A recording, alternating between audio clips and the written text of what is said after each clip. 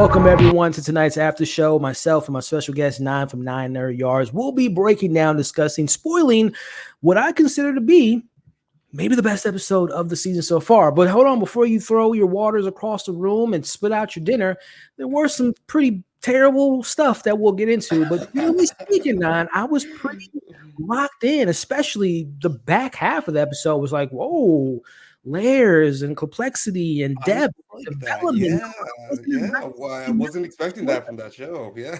Yeah, man. Well, now we got to break it all down. And again, guys, full breakdown. We're going to talk about it scene by scene from top to bottom and giving you all our commentary. But before we actually break it all down, listen, man, if you clicked on the video, I really appreciate it. If you can go a step further and hit the like button, the share button, free. Subscribe, comment. It's free. Yes, it is free now, which apparently the clothes in the store was free in tonight's episode because we know Johnson, where the money at? I don't know. But definitely consider supporting the channel on that level. I really appreciate it. But nah, man, let's break it down, my friend. And actually, before we actually get into these scene by scene moments, are you like me, Nine, and thinking that this might be the best episode so far? Yeah, I mean, absolutely. I've talked about this in weeks before where the first two episodes could have been just one episode. It would have been great if this was episode 2 and we kind of cut the slack and kind of combined the first two episodes together. Then I think we would have been rolling a bit more, right?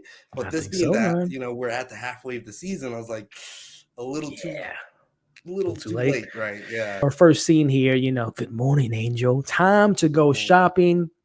And this Nine, again, this is the part of the episode. This is honestly the first 15, 20 minutes. I'm like, come on. Can we get to the character stuff? Listen, they're in LA. He's with this superstar. They're living their life or whatever. But Leia's driving Nine, and they are in the car. Mind you, this is LA. They're not in Idaho. They're in the back kissing. This is fine. Public action with each other, kissing, hugging, all that, whatever. That's fine. But Nine, then they take the extra step. My man is in public. Let's just say going out to eating breakfast in the morning. Daybreak in front of all these people now. I just got to know, man. Listen, we've been pretty blunt about provocateur nature of the show. Hasn't been that provocative in our opinions, but this was a little bit over the line in my opinion. Now, what do you think about this particular scene before we actually break down what goes on in the actual store? I feel for Layla there because that's the audacity of this guy to be like, "Hey, you're in the brakes too much. Hey, what's going on up there?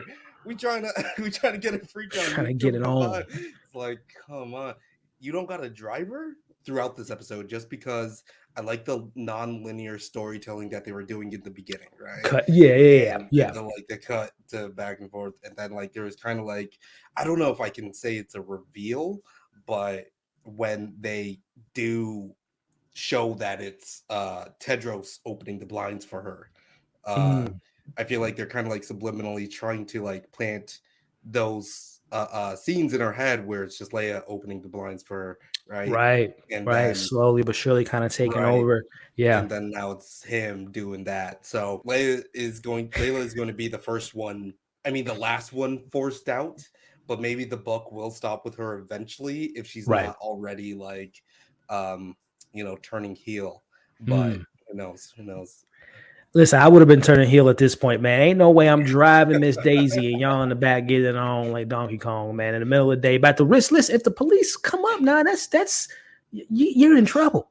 You brought up a good point, Nine, in last week's breakdown. One thing that we haven't quite seen in the show yet is we hear how she's just kind of this pop icon. She's beloved. She's this, that, and the other, but we've never seen it until now, Nine, which I actually appreciate that because again, you kind of get a sense of that particular side of the fandom and being a pop star and being an idol. And again, it was a brief kind of interaction, but it was something that I thought of you immediately because I'm like, that was what Nine was talking about last week, maybe seeing how beloved she is. And I don't know now, did you have a moment where you're like, finally, we could see her interact with her fans? I was actually thinking about that because I don't think I even said that on live. It was just maybe before stage or after stage. Yeah. We were talking and I was just like, you know what? It's called The Idol, but to who?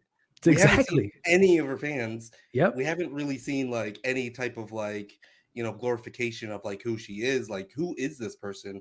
But now in this scene, we finally see that one person sees her on the street getting out of a Yep. car, then the Yep. crowd comes. Like, she is that famous. So, Yep. and as you see the demographic there, that's like I a will say, bunch yeah, of this young girl, yeah, girls that variety. are that's going to come up later in the episode. Like a lot of young girls that are going to be looking up to Jocelyn. So I was Exactly. like, oof, yeah, she's in a predicament here. Yeah, man, I agree, man. And like I said, I thought this was, again, it's nothing too big. We didn't see her talking to a fan or anything, but it just kind of goes from an audience standpoint, like Nine brought up. Who is she an idol of? Like who's buying these albums? Who's been supporting her music career so far? And again, small moment, but something that we both appreciated. So I definitely like that moment. What do y'all got? Show us your top, your finest, this, that, and the third. And she's trying on all these clothes. And again, now I'm thinking to myself, who's paying for this exactly, Right. man? Like, Yeah. is it on the house? Is it Tedros got some money under that rat tail? Like, because we know he's broke. We know Jocelyn has Raheem paying for her mortgage. So Here's my theory. let's You hear go it. up to the counter and you're like, Right. all these clothes have like sticky stuff on them. Uh, this is gross. Your establishment is gross. I'm just gonna take these. Actually, Great point, man. You these clothes are defective, very sticky for some reason. I want a full discount, or else I'm gonna tweet about this terrible service. You got a great point now, because we know none one of them are carrying that cash, at least that we think of. Maybe, like I said, Mr. Rat Tail got a couple extra stacks on him that we haven't seen. Male employee who's just doing his job, suggesting certain outfits and certain pairing with the shoes and whatnot. But nah, Tedros, he ain't feeling that, man. Now, I don't know about you. I worked in retail for a bit of time, for actually a long bit of time, never in the clothing industry, but I worked with customers, and you gotta, the customer's always right.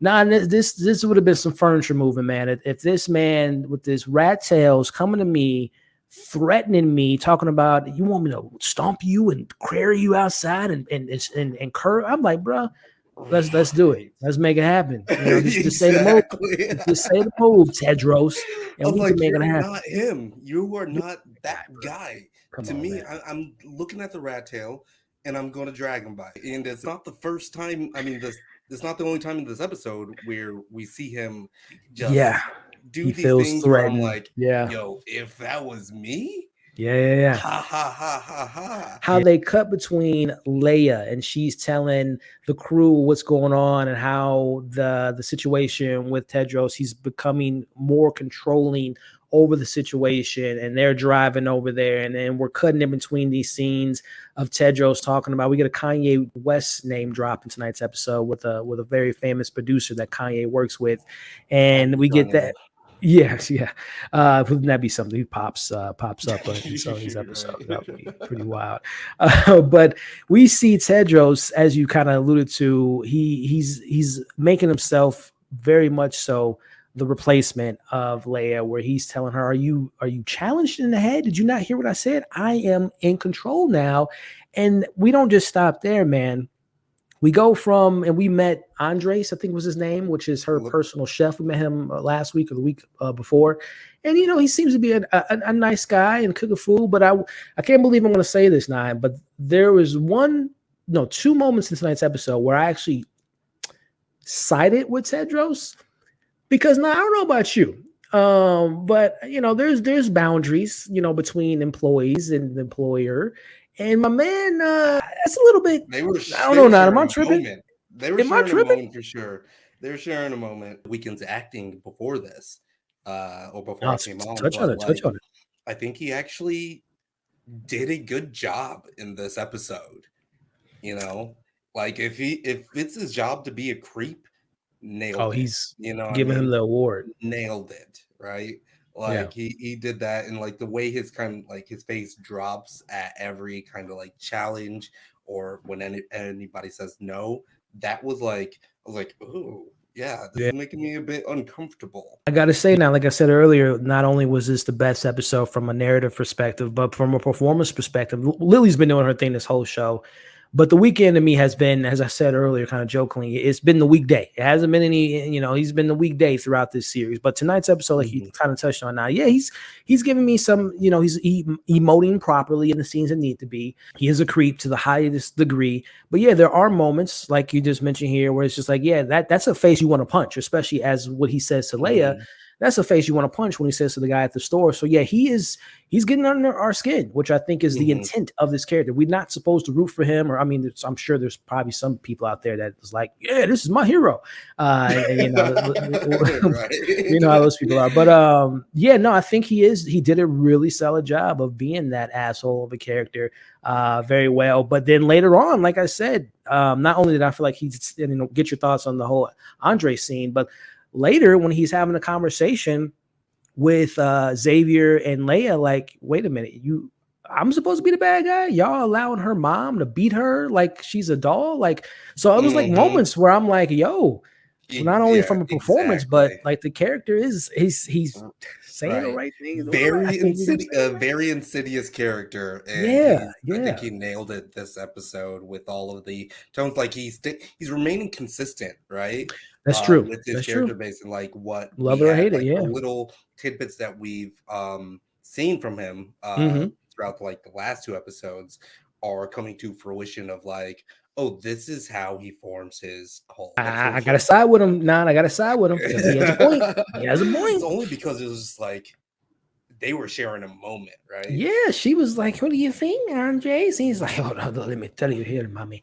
Yeah, he was getting a little touchy feeling.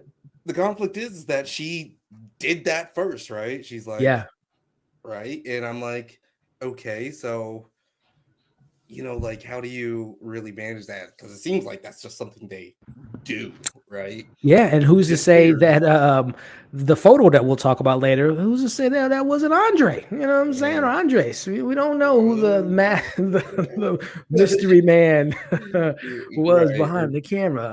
Exactly. So no, I agree with Ted. I won't say it much. But this is a moment where I agree with Tedros. Like, yeah, there's boundaries, and he was hitting on some facts that is inappropriate, at least to me. I'm not saying that they weren't having sex in the kitchen, but it's like he's rubbing it all up on her stomach, and he slaps homeboy in the face. Now, shout out to Andres for not retaliating, because I think that's a limit that once you put a hands on someone, then I'll say Lily, but Jocelyn.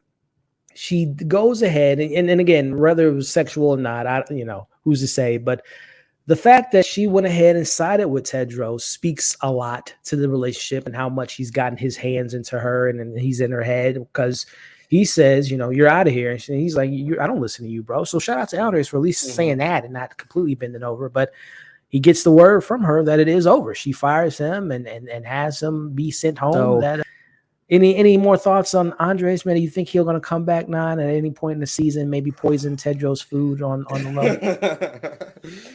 Who knows? He's probably tweeting about it right now. But again, like, I guess right when I would have got let go, then it's on, right? Like, chef, like, I'm fired. Bad. Right, like it's over with. I'm fired. Yeah, let's move some furniture around. Why do you think is the reason why, like, Jocelyn was like, okay, right there on the spot? Like, wow. It's a good question, man, because there are moments in this episode where she does they have some disagreements. This is the first time we ever seen them both not be on the same page, especially later in the episode. But yeah, I think she's just complicit in the fact that, she wants to appease this new boyfriend of hers by any means. Like, he's more important than a chef, because you can get them a dime a dozen, but there's only one Tedros who's been, in her mind, helping out her career and reinvigorating her passion for music. So I think she's just at this point, jump how high, Tedros, she's just that infatuated by his orders. But like the faces on all these characters just speaks like, what? Especially Leia there. And even Isaac is like, damn, bro. Damn. Like, okay, But But I like how he's Chloe fired, is bro. just kind of like watching all of their Yeah, she's like, reactions and this that. is just Like, another it's Tuesday. like, But now we're pivoting over to we get Eli Roth appearing back in the episode, and they're playing him like a fiddle and say, "Oh, we're making new music, this, that, and the other," because they're fed up. You know, Jocelyn hasn't made new music in a while. There's been money being spent. There's been music videos not being shot, tours being canceled. So I understand where he's coming from. Meanwhile, Jocelyn hits a nerve, Nine, with her man. First off, Nine, this man tells her she has no style. Says the guy that's trapped in the 70s with the jumpsuit and the rat tail, tells the girl that her outfit game is lacking, her drip is lacking. I'm like, yeah, you completely delusional, bro. But she plays into it. Oh, honey, very funny. And then she tells him he's gay. Now I don't know if she's saying he's gay because he has a sense of put in quotations passion, or if it was just like, I don't know. What did you take from that? Because immediately is followed by him showing, I guess, his masculinity and taking her to the back and, you know, doing what they were doing back there. But what did you think about that moment of her calling him gay and him showing, and to take it further, we get a little bit more explicit with him trying to, I guess, trap her and get a baby in her. She said, no, hold on, man. You can fire my chefs and tell people in stores what to do, but you ain't back there pregnant, Mr. Rattail. You're not gonna do that. Yeah. Shout out to Jocelyn for the first time in their interactions of like coming to realization. It's drawing the line. She called him gay, and it's just like that touched that. Like it was another one of those like face drops where it's just like, okay, now I need to go back to dark weekend mode, and I'm gonna show you the business or whatever. But like, you know, I have a theory about people that are like very sensitive for that. And you know, he may be hiding something. I'm not sure. It's a great point, man, because that is, if you're completely confident in your masculinity or confidence in sexuality, that shouldn't bother you because you know, maybe he, you know, we'll see. Maybe him and Isaac got a little thing or two going on in the back, but that definitely touched a nerve because he had to, I guess, again, show his masculinity that I ain't gay. I'll show you. Yeah. So, and then they go a step extra further. He doesn't get off, right? So now he's in a public place masturbating in public. Why is he so loud though? Why is he so loud? Why that right there? Like that's I'm sorry, but like this is the stuff again. This is the stuff of the show where I'm just like, come on, we don't need any of this. Literally, this is not telling any part of the story at all. I'm looking at the timeline. This is 15 minutes, 16 minutes of the episode. From this point onward, this is when I think the show kind of focused. It got to the stuff that's a little bit more insightful. It got to the stuff that actually has some weight and some depth to it. Leia has called in the troops. She let them know 911 is on the way. And I'm telling you, Nine, she has yet to fail me. But Destiny is my favorite character in the show. She is so damn funny. She plays the scene so well. She hits the marks. She hits the jokes. Their banter, their back and forth. Those two to me have been the really, and also Leia too. Those characters have really been the shining star. But I think, like I said, for me personally, from this point onward is when the show was like, this is the best episode, like without a doubt. When the whole mom and dad thing, like, tell us, what are you doing? What's your intentions with our daughters type of conversation? But more or less, what are you doing with the music of it all? Tell us how the song you guys made. Tell us how you operate, this, that, and the third. Kind of, pressing them. The back and forth, the chemistry between the three was really working for me in this scene, especially when Destiny is like, oh, you from LA? It's like, yeah, born and raised in Hollywood. The self-awareness of the show, but also going back to the euphoria of it all, euphoria is very funny to me at points. Like I think of season 2 with Cassie in the hot tub during Maddie's birthday. That whole scene, like there's legit moments of like breaking, because it's a dark show. We know euphoria can get dark, and we know the show has hit its levels of like uncomfortability. But yeah, characters like this, man, I think the show needs more of this. Yes, give me the serious, in-depth conversations, but then when it is getting a little bit of a lull, when I'm getting tired of Tedros's crap, these characters like this really lightens the mood, plays into the narrative. And also, this is not just funny to be funny, but it is commentary there in regards to they're fully aware of his game.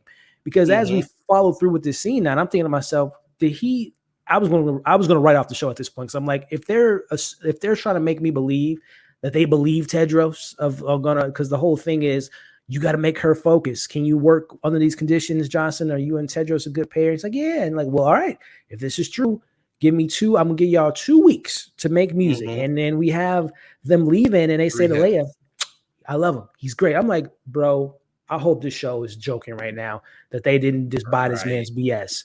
Because if so, I'm like, this is just terrible. No. But luckily not. It was all part of their game. All of them just kind of gassing him up, making him think like, oh, I got them in the bag. I don't got to worry about them. They go in the car and like, yeah, our girl's in trouble. Our girl's in trouble. 9. I'm so glad they gave me this scene, because if they didn't, I was about to write this off, bro. That this was just terrible writing. But I'm glad that they peeped game, man. What did you think about them coming to? And I think they was fully aware that he was on some BS when they were talking to him, even prior to that. But what did you feel about them coming to the car and actually realizing that this is some trouble for Jocelyn? Yeah, I mean, that did feel good. And setting the tone up where like it's going to be like this battle between her, original team and this newfound family that she has. And that line where she's like, my grandma always said, don't trust a guy with a rat tail. And I'm like, really? Your grandma said that? That's, I don't know, it was just like one of those moments where I was just like, okay, all right, cool. But yeah, I do just like love these characters, and I really wish that like, I was like, oh, what are they doing day by day? Like, I want to know like how they handle things a little bit more, see more of their side of things, and that's a different show, but I think they're like really good additions to this story arc that we're going on.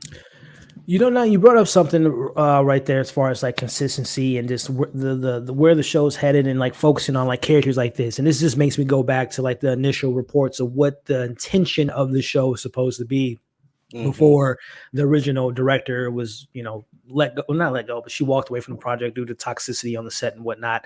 But it makes me, this episode in particular, I can almost see the shades of like, they probably kept some of the, even though I know they said they shot from the beginning, like Sam Levinson came in and threw away all the stuff prior to what was shot and started from scratch. But there seems to still be a skeleton of what you just alluded to, of like the industry, the music industry, and how it's consuming this girl, Jocelyn, and having these kind of moments of like entourage, of like the agent's perspective, the fan perspective, less so much about the whole Tedros cult angle.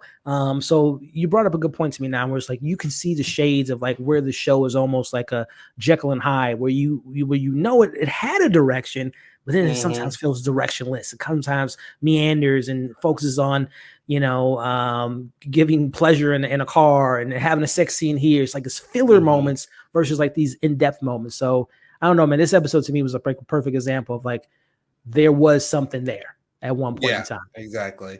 And I do feel like a little bit like the scope is just a bit too small, maybe. Like the Weeknd's house is beautiful, right? But like we're there all the time, right? And I'm like getting kind of sick of it. Yeah. Like, switch it up, like do something, right? Which I don't know, now to your point, if it's meant to make us feel kind of like we're locked in and closed in, like this is Jocelyn kind of being trapped. It's her home, but she's trapped in her home due to this man. So I don't know if it's purposeful for us to kind of feel that way. Like we want to break out of the house, as is eventually I would hope that she wants to break out of this relationship. So I don't know if I'm giving the show more credit than it deserves, if this is like a metaphor of like, we're just like, damn, I want to get out of this goddamn house, as hopefully maybe Jocelyn will at some point. But I don't know. Maybe it's just maybe I'm, like I said, giving him too much credit. It's just a budgetary issue. Like, we got this $15 million home. Let's just take advantage of every nick and cranny of this house. But while all that's going on, Miss Diane and Nikki are still doing their thing. They're shooting a video, man. So I mean, this is, talk about quick, fast, and in a hurry. Not personal, but the question I have for you, Nine, is, and everyone in the comments, is the Weeknd, Tedros, aware of this aspect going on, that she is building this side and he's almost somewhat delaying, distracting, interrupting Jocelyn's career because he now knows that he has his ace in the hole with Diane? We've talked about that, that Diane has been kind of like the wrangler, right? She's like the one that suggests for Jocelyn to go to that club. And then we got Isaac at the club that's going to be there to separate Jocelyn from Layla and, kind of have that. So like they seem to have a directive, right? Yeah. But at the same time, I'm not sure if they're acting independently and like kind of like, oh, Tedros is the thing that we're going to be using to, or the person that we're going to be using to achieve like higher goals, right? Yeah. So this, I'm kind of asking the questions like, Diane does this, is she still with Tedros after? I think that's kind of like the most important question, or Yeah. is it going to be more of a stepping stone? That's a good point, Nine. That's a good point, man, because the one scene that we saw them share together last week, she seemed to have a little bit more control when they were talking last week. Like the way she was expressing how she was like, oh, you didn't fill me in. It was almost like Bonnie and Clyde, like almost like she was his number two and he fills her in and he not answers to her, but it seems like she has a little bit more control than the others. So Right. you bring up a good point. Like, if she does hit that fame, is she going to just throw him off to the side? Is she going to reel him in? Is she going to tell Jocelyn what's been going on this whole time? I think she is definitely a character that isn't as black and white as it might appear to be. I think she might have some agency to Tedros, and it's not as clear cut as it might appear to be with the other ones. You make a good point. Now, that'll be really interesting to see if she does pull a fast one over him, considering that she's getting on the fast track to be this next star to replace Jocelyn. Again, when the show is laser focused, actually having good dialogue and not focusing on the shocking moments, Chloe, now we talked about her briefly about, okay, Chloe seems to be this kind of innocent girl who might not be as villainous as maybe her other crew with Tedros. There's a moment here now that I really appreciated regarding just the encouragement of allowing Jocelyn to be her, allow her music to show a little bit more of her and not the superficial, not her having her be taking ownership of her music. I don't know now, like I said, it was a quick moment. But it was a moment that I appreciated from a narrative and a character perspective of Chloe kind of pulling this out of her. Now, again, is it genuine? Does she actually really mean these words? Is it part of the game? Like, what did you think about this scene between Chloe and Jocelyn talking about her mom and making music and making it more personal? Yeah, and I mean, I think that speaks to like the insidious nature of what Tedros cabal has going on here, because at some points I'm thinking like, oh, they are kind of like a little bit self-fulfilling their own goals by linking up with Tedros, but Right. also they very much believe his ideology, Mm-hmm. and it seems like they may be, playing all of the same game that we are going to like get Jocelyn in. The scene is just kind of like a little bit of the therapy that she hasn't gotten from Right. anybody else in her life, right? And when you're surrounded by all of these kind of like yes men, or like they're doing things for their and not to say that Chloe may not be doing things for her own Right. motive, but Mm-hmm. all of her people are definitely doing it for that check. So Yeah. when you balance that out, I don't think they have been kind of the support system. And when we come to find out later in the episode is that they kind of stood by or, held their tongues when they knew some abuse was going on in her life. Yeah. So I don't know. It gets really messy. I know like Tedros is a scumbag, but Mm-hmm. it gets a little bit messy when I like consider the interactions she has with her Tedros's followers or the other cult members, I should say. Yeah. No, I mean, I agree with you now. It almost makes you look back again at who's the real cult, in this situation. Was it Jocelyn and her people prior to Tedros stepping in, and then like you saying, kind of, yeah, Jocelyn like not giving her the best advice for her career because they're getting paid at the end of the day. It's really not about the artist, it's about how much they're getting out of the situation. And you look at Tedros and her people, like, yeah, man, we haven't had a moment. Of course, it's only been 3 episodes, but you get the sense that her and Leia, who Leia's her best friend, I don't know if Leia's having this type of heart to heart with Jocelyn, talking about the music and how to influence her music and how to use the music. And I was going to just step out for a second, but yeah, I totally agree with what he was just saying there. And let me know in the chat, y'all, like how you're feeling about Chloe. Is it genuine? Is she actually a person that is showing genuine interest of Jocelyn? Does she really care for her? Are these words of talking about her mother, talking about being more personal, is it advice that comes from the heart, or is it Tedros, this is the game plan. We're going to follow it through. I need you to lean into the mother aspect. I need you to lean into the personality, preaching my words to this individual. Or, like I said, do we think that Chloe is being a actual good human being and caring for her? Because as I have on the screen now, you'll notice that's the same brush that has a history, that has a backstory, and she's using that brush. Now, of course, she didn't know at that point what that brush meant, but again, this is yet another example of Chloe almost putting herself in Jocelyn's shoes. We saw her last week wearing her clothes in the closet while she was hooking up with Tedros. Now we see her using her brush and using her mirrors and using her makeup. So again, this is a character that is very fascinating. Out of everyone in this cult, I would say that Chloe is the most interesting character in the cult angle with Tedros. So I'm very, very, very fascinated by her, very intrigued by her intentions, her story as a whole, and what she has going for it. Chloe is someone that I am very, very, very much intrigued by. As Nine has joined us again, man. Any final thoughts on Chloe before we move on to this next big scene here? So when it comes to that like goes back to like what I feel about Diane is like, is this all a front just to get like people to get into Jocelyn's spot, get into her headspace where they could start to get, you know, the opportunities that Jocelyn has? And is this going to be more a corrosive thing where all of these other people can then step up and over? So that's where I get from Chloe, even though that I do like her character. I maybe just Me because too, like man. you know when you know when I saw her just like playing the piano and actually like just being skilled at that, I was Talented, just like, man. yeah, very talented. I was just like, Yeah.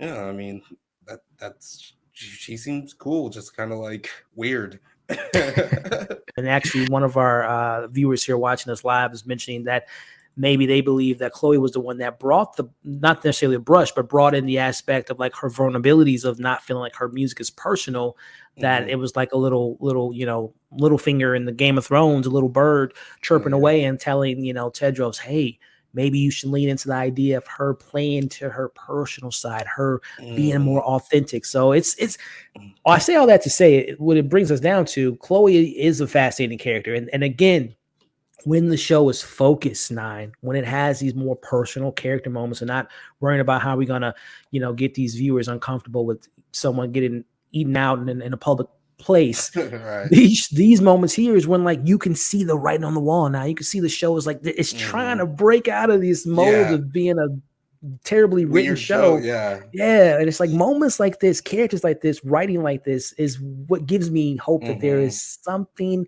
It's you wipe the dirt off with this turd. It's something under it. Tedros, anything he does, I'm like, yep, scam, fake, nothing real.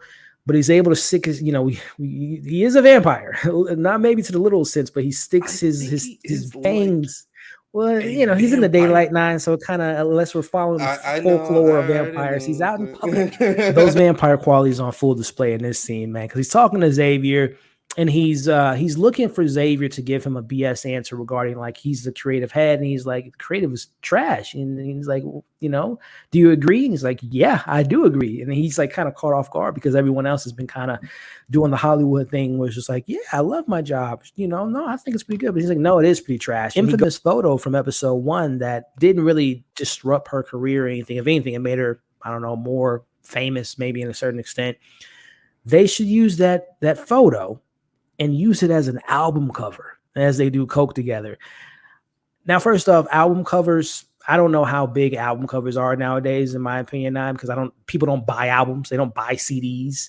Of course, it's out there. Like if you download something, it's, the first thing you see, but it's like, do album covers sell records, Nine? I don't know. Again, I'm not in music like I used to be back in the day, but like, I say all that to say, even if it isn't a popular thing, you're not putting a shot like that on in the public. Yeah, it's see. not going to be on like Apple.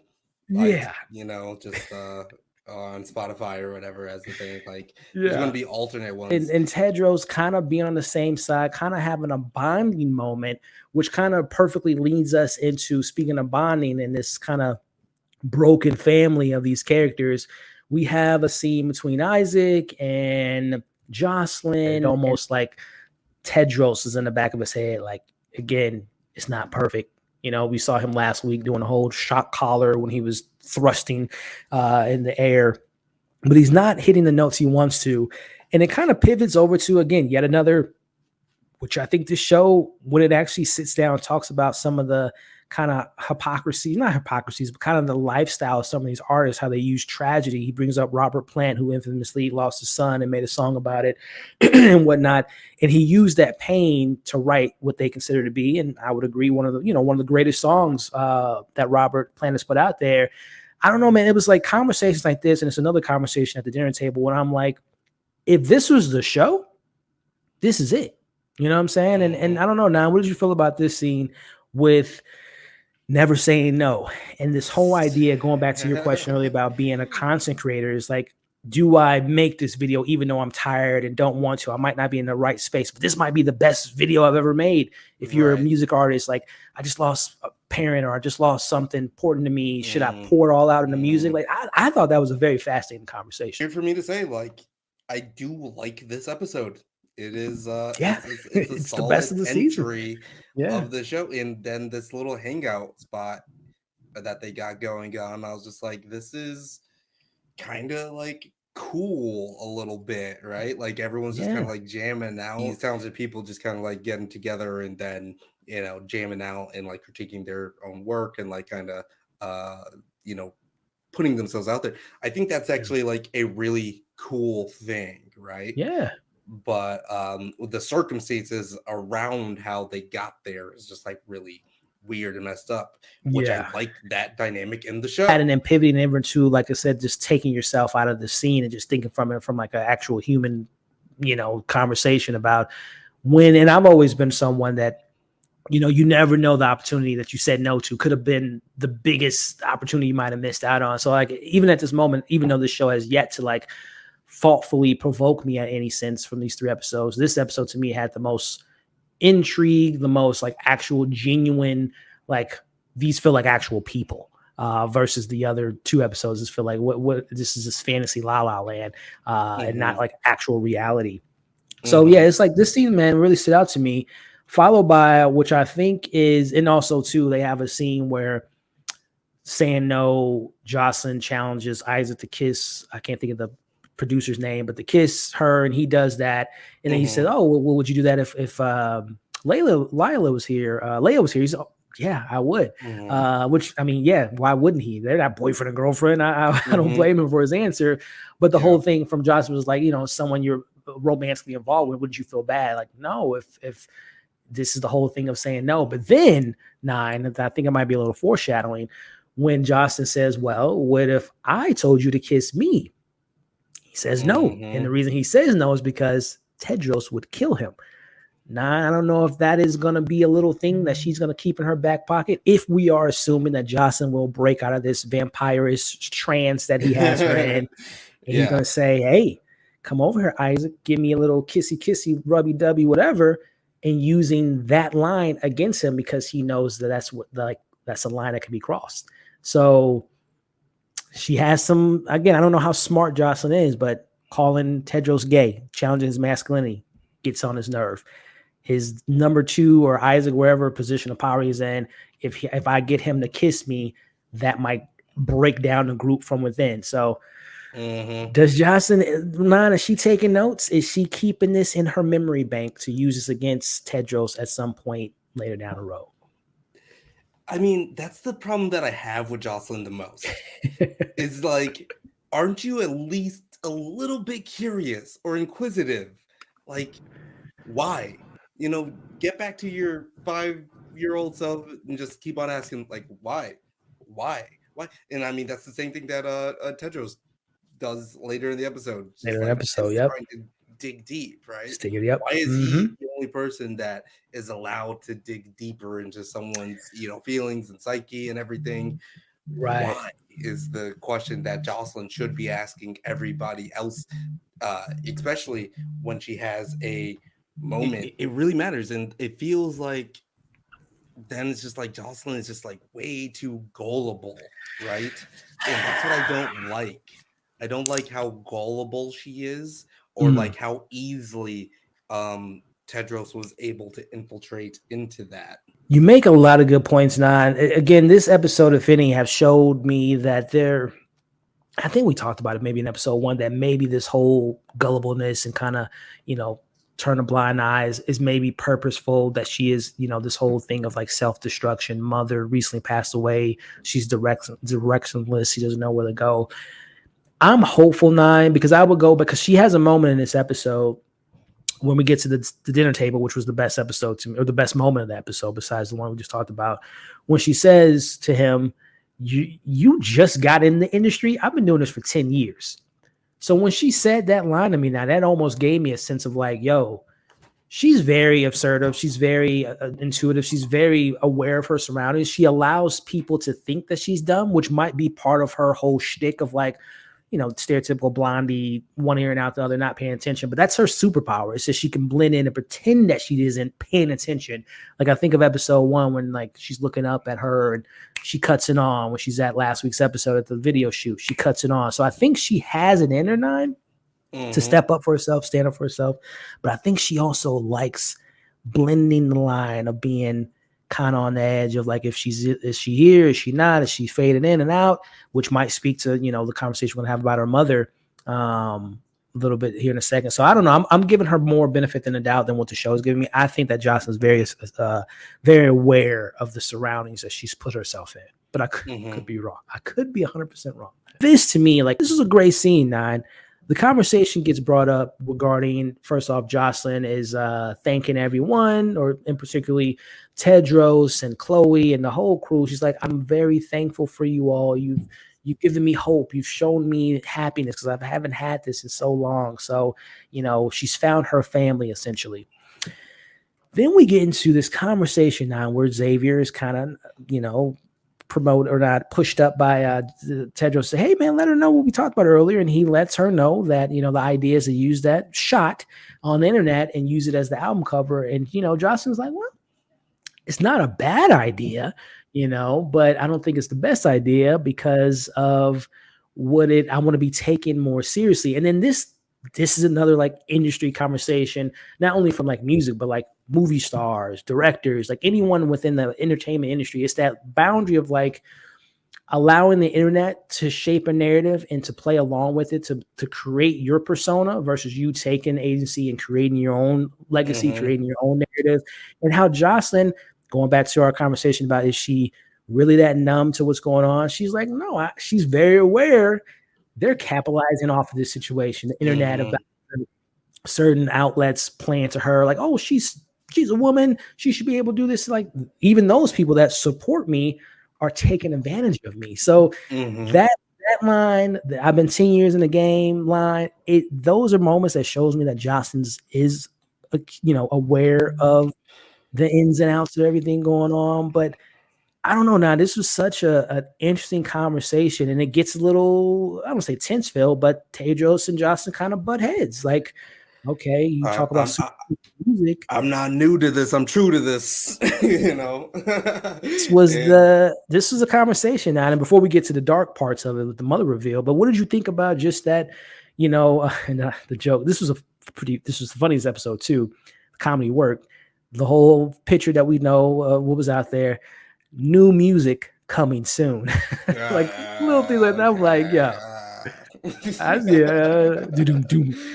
know now. What did you think about this conversation and Jocelyn talking about the capitalization of the photo and Leia almost being like, well, the internet was on your side? Like, what did you think about that, man?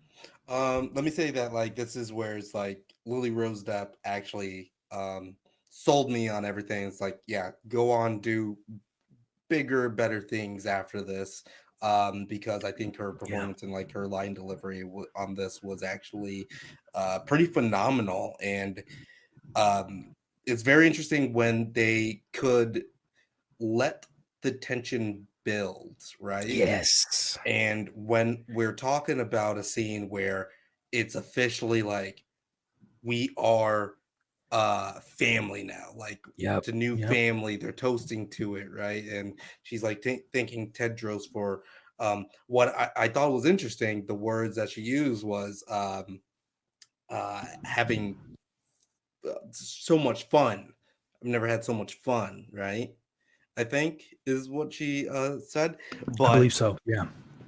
and so like again, like what does this all mean for her, and how is this becoming more and more of a catharsis Mhm. um for her character to be around these new people, Yeah. Yeah. and how aware of like the insidiousness is she of it, and with Layla being there with like again like when you're like saying like when she said that I've been in the game for 10 years, it was like Layla is the first one to be like, yeah, damn right, truth, Right. Yeah, truth, exactly. Like, yeah. yeah, So I'm yep. like, okay, yeah. Mhm. So Layla's still like just so much on her side, and Yeah, that yeah. again like what speaks to like why I like her character quite a bit. Good on the show for having like a normal like good character moments, Yeah.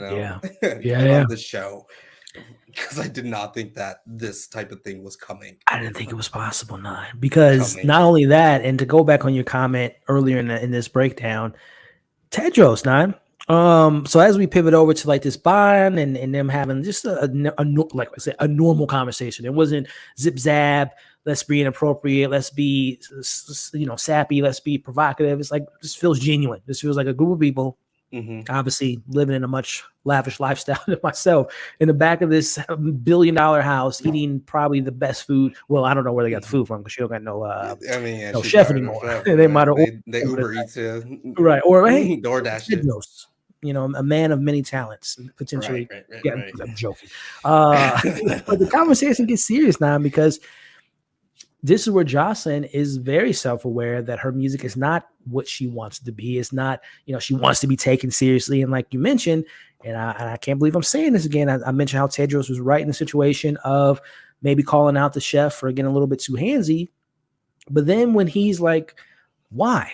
Because that is a question that I would want to know. Mm-hmm. Okay, why do you feel like that way, Jocelyn? And he was able to, whether it is his culty ways, his manipulative ways, he was able to in front of all these people where she was like, I'm good. I don't need to share that right now in front of all these Mm-hmm. people. It was like, well, if you consider us your family, especially Leia here, why do you feel like your music isn't, you don't take yourself too seriously? And he gets it out of her, man. And like, she's pushing back about him being new to the music industry. And I really love that she stepped up for herself at that point because it is very true.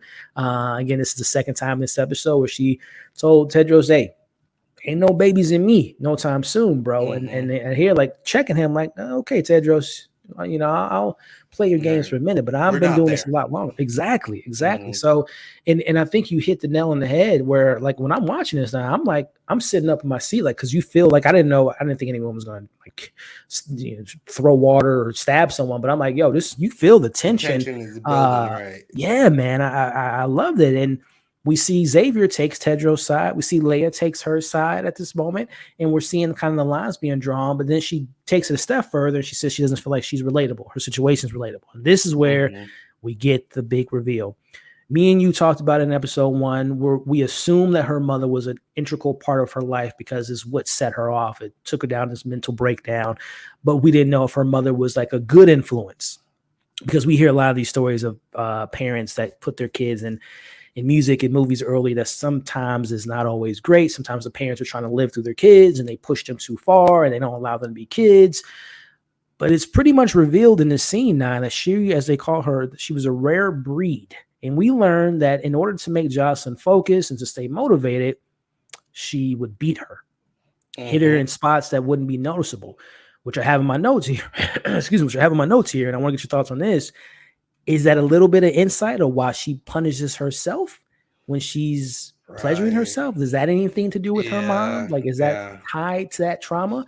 So, and there's much more to go into it. She stopped doing her chemo, and Tedros says, "Do you feel disappointed that she's not here to motivate you in that way?" And she says, "Yes." I mean, nine, man. Like I said, I don't want to speak hyperbole, but this is what I was hoping the show was going to give us. This type of writing, I thought it was great, man. Yeah. Yeah. I mean, was a very interesting turn of events, right? Or I mean, not turn of events, but we were able to like surmise that of course she's dealing with the loss of her mother. Last episode, another like probably the best scene of the episode when she was calling out to her mom, and Yeah, she it was was kind of like tragic.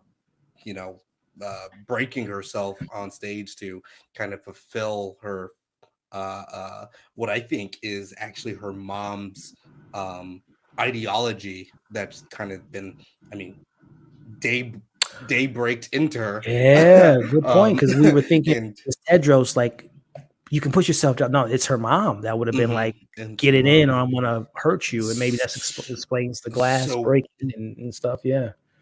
so is this a situation where it's toxic just to toxic? Like, is she just, has been groomed basically to accept these toxic people into her life, right? Yes. And I thought that was like, okay, this is getting a bit more interesting, and that's like building up with the tension. And Yep. okay. One thing off note, this sitting at the head of the table, and it just does not sit right with me. It Literally. doesn't sit right with me, especially Yeah. with Jocelyn sitting off to the Off to side, the right? side. Yeah. Yeah. And I mean, I think that's like a little bit more like, uh, what the cinematographer, Oh or yeah. Very hopefully purposeful. maybe that will be in the script or whatever, or Mm-hmm. the set design. But Mm-hmm. Mm-hmm. I thought that was like a really great, like, uh, uh, it's really great to see that, like, that's literally like, oh, I've taken control now. He's leading the conversation. Mm-hmm. Um, we already know that he's got 1, 2, 3, 4 people on his side. In the most recent fourth, he's also manipulating, right? Right. Because we know that he asked Dude to like go off and do some coke with him, right? And Yeah. who Yeah. knows what Yeah. type of like conversations that they had Mm-hmm. while doing that, when he was buttering up, kind of like drugging him up. And if we kind of juxtapose that to what Jocelyn is going through, he's already setting it up to where, oh, I can push this to where she will see the actions of other people on her team being not in her favor, not really truly in her corner. Yeah. She lets up a little bit when she says something like, oh, a little bit more apologetic for his actions, when she's like, oh, that's how he would react in like a very messed up situation, Right. right? So Right. she has like this like card of empathy that she's like, all right, I'm not going to burn you like I did my chef earlier, but Mm-hmm. Mm-hmm. I'll give you this saving grace. And I thought it was pretty interesting for that. It was very interesting, man, because he, as you kind of alluded to, he's buttering up Xavier to sell this pitch of the album cover, which again, I don't know if that's if he no, like, I don't know if him saying that to Xavier was like he knows it's a bad idea for the brand, but like, yeah, go ahead and say it to self-sabotage, again, breaking her down from the inside. Mm-hmm. Yeah, pitch this good idea, and I'll play along with you because it is your idea. Whether it's that, and then to have Xavier, to look at Xavier and say, wait a minute, y'all knew about this and didn't do anything about it? Mm-hmm.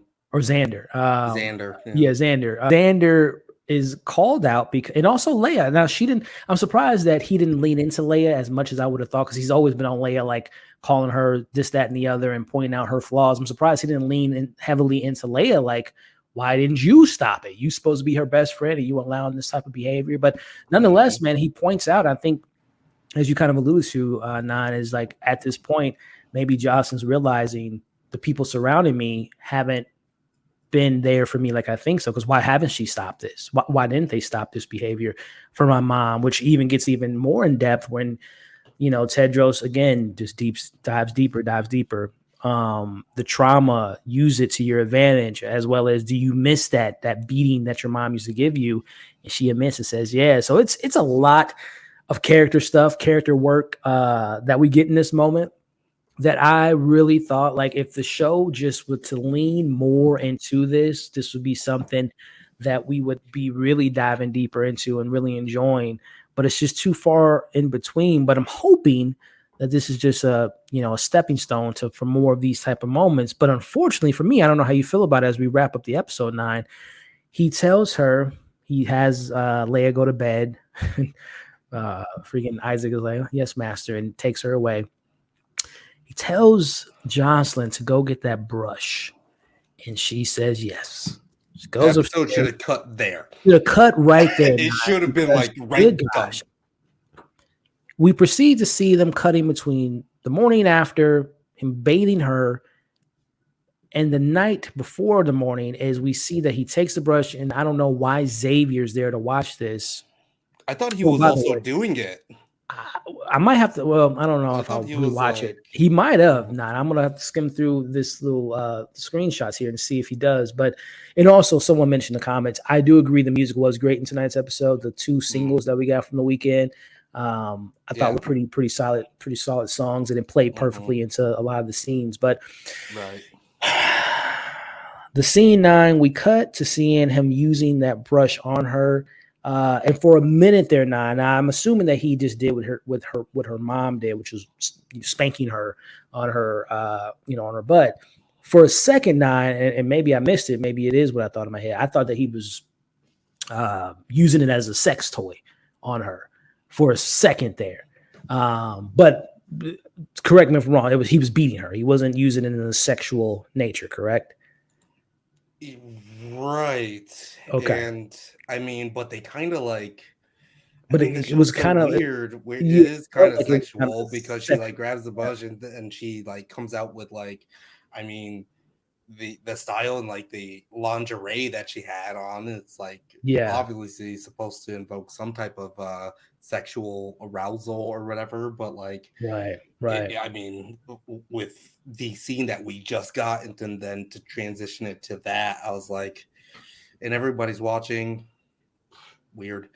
Very weird. It was almost like with Isaac, like the last episode. I was like, okay, yeah. So this is something that it's like the initiation trial. That's exactly what I was about to say. That's part of the once you do that, allow him to I guess be so involved or so connected. That's a moment in which you're fully in the gang now. You're fully in the Tedros gang. And I really like this shot too. This again, I was just like, yeah, same with like, it's a very dynamic and interesting.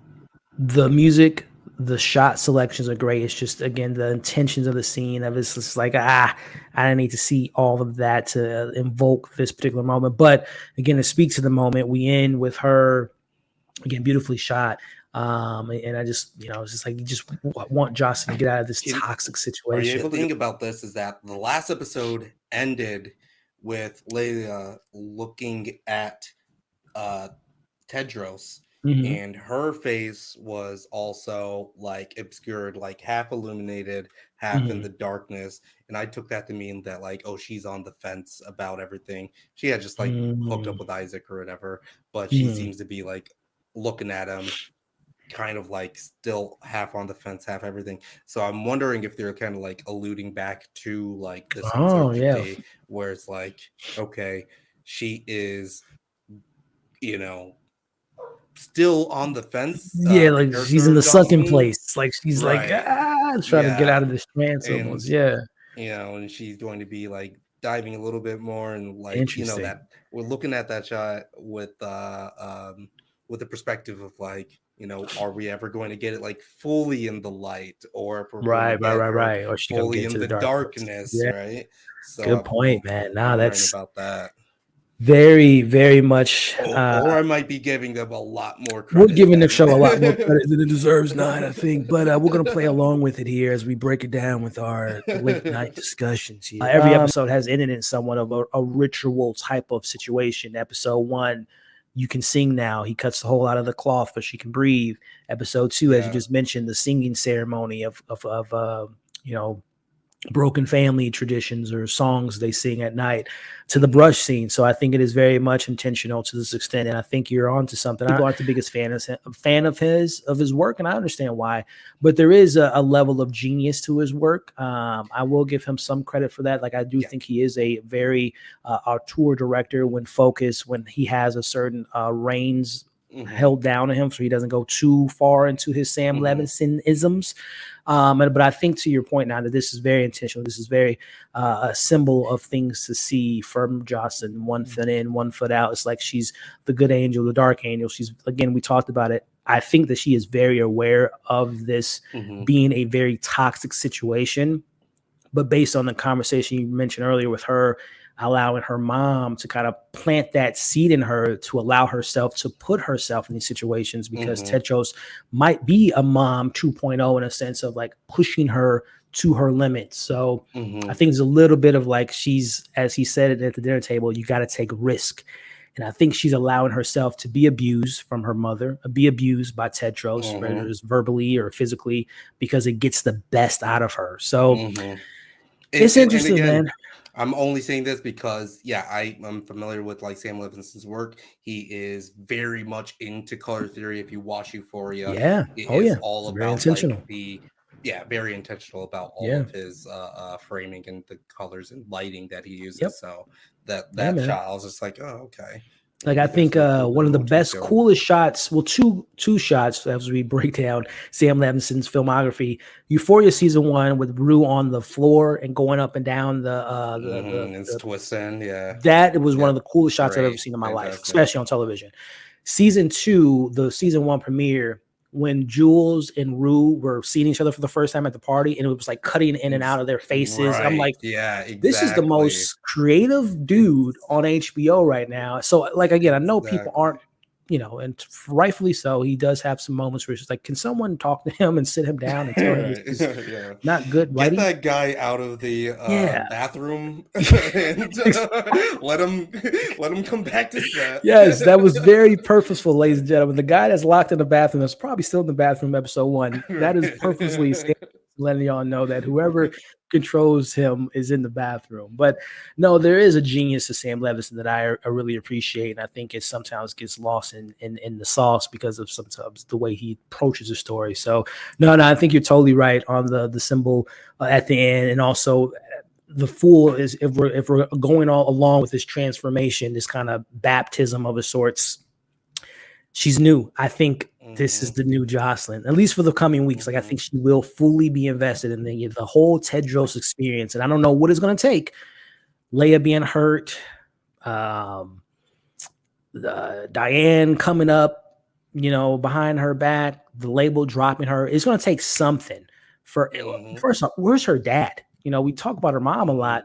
Where's her dad in the situation? Does she have any? It's going to take something for her to realize that she needs to snap out of this.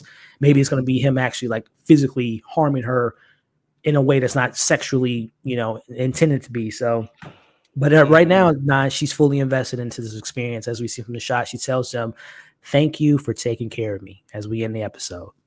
That was this shot right there. Like, scared me a little bit. I was just like, ooh. Yeah. Those look like kind of like dead eyes and like very fully invested. The baptism was successful. She's initiated. So she's a vampire. We'll see. Yeah, man. Again, ladies and gentlemen, as me and Nine just broke down for you all, and we're going to continue to be live for 10 to 15 more minutes. So for those that are watching the breakdown, join us every Sunday, man. As you can see, me and Professor Nine pull out as much as we can from these episodes, even if it's not really there. But this is why we do it, man. So definitely, before we wrap up the breakdown, like, share, comment, and not only support the channel here, but support my man Nine Nerd Yards. His links in the description of this video. You guys have been awesome. We'll catch you on the next breakdown.